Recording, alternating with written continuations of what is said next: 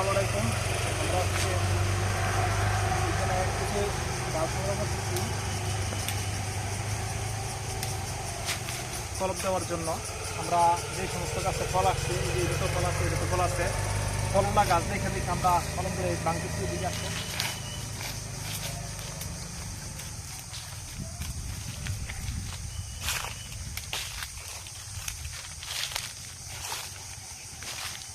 এই যে আমরা বাংলাম ডালগুলোই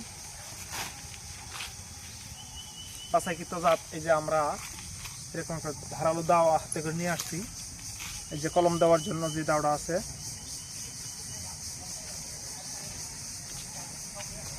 এই যে ডালটা কত সুন্দর, স্বচ্ছ এবং সতেজ, একদম তরতাজা।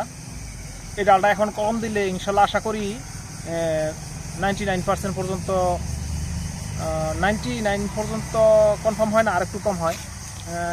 তবে আমরা যে ডালগুলো ভাঙতেছি, এই যে দেখেন এরকম জাত থেকে আমরা এই দিতেছি। এই যে একবারে গোড়াতে পর্যন্ত ফল, এই গাছের গোড়াতে সহ ফল, একবার পুরোটা গাছই ফল আছে। আমরা বাইসা বাইসা ডালগুলো দিতেছি। এই যে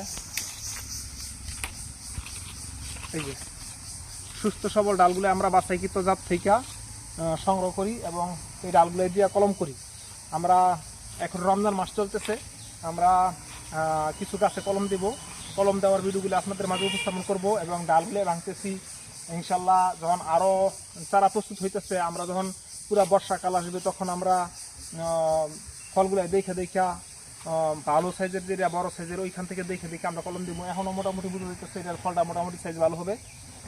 ডালগুলো ভাঙতেছি এই জাত থেকে যখন আমরা কলমগুলো দিব ইনশাল্লাহ, এই জাত দিয়া বাগান করলে ইনশাল্লাহ এরকমই হবে ইনশাল্লাহ। কলমের মধ্যে আর বীজের চারার মধ্যে পার্থক্য হচ্ছে, কলম হচ্ছে যেই জাত থেকে আমরা কলমটা দিই সেম টু সেম এই জাতই পাবেন।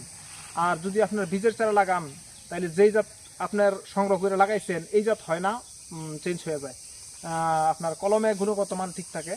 আমরা বাইসা বাইসা যখন কলমগুলাই দিই, ওই যাত্রা দিয়ে যখন আপনি বাগান করবেন ইনশাল্লাহ আশা করি 100% আপনার যাত্রা সঠিক পাবেন। এরকম জাতের চারা যদি নিতে চান তাহলে অবশ্যই যোগাযোগ করবেন।